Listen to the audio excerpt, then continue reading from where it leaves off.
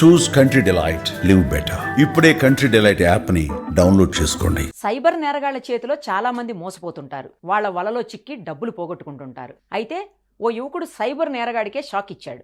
తెలివిగా మాటల్లో దింపి అతడి నుంచే డబ్బులు వసూలు చేశాడు. ఉత్తరప్రదేశ్లోని కాన్పూర్కు చెందిన భూపేంద్ర సింగ్కు సిబిఐ అధికారి పేరిట ఆన్లైన్ మోసగాడు ఫోన్ చేశాడు. నీ అభ్యంతరకర వీడియోలు ఉన్నాయని, కేసు క్లోజ్ చేయడానికి 16,000 రూపాయలు ఇవ్వాలంటూ బెదిరించే ప్రయత్నం చేశాడు. అతన్ని అనుమానించిన భూపేంద్ర తెలివిగా ఓ కథ అల్లాడు. తాను ఒక బంగారం గొలుసు తాకట్టు పెట్టానని, దాన్ని విడిపించడానికి 3,000 రూపాయలు కావాలని, ఆ గొలుసు చేతికొస్తే డబ్బులు సర్దుబాటు చేస్తానని ఆ స్కామర్కి చెప్పాడు. ఆ మాటలు నమ్మిన సైబర్ నేరగాడు 3,000 రూపాయలు పంపాడు. ఆ తర్వాత ఫోన్లో తన స్నేహితుడిని నగల వ్యాపారిగా మోసగాడికి పరిచయం చేశాడు భూపేంద్ర. అతడి సాయంతో బంగారంపై రుణానికి ప్రాసెసింగ్ ఫీజు, ఇతరత్రా ఖర్చుల పేరు చెప్పి 2 విడతలుగా 4,480 రూపాయలు, 3,000 రూపాయలు వసూలు చేశాడు. చివరికి తానే భూపేంద్ర చేతిలో మోసపోయానని ఆలస్యంగా గుర్తించిన కేటుగాడు తన డబ్బు తిరిగి ఇచ్చేయమని బతిమాలుకోవటం కొసమెరుపు.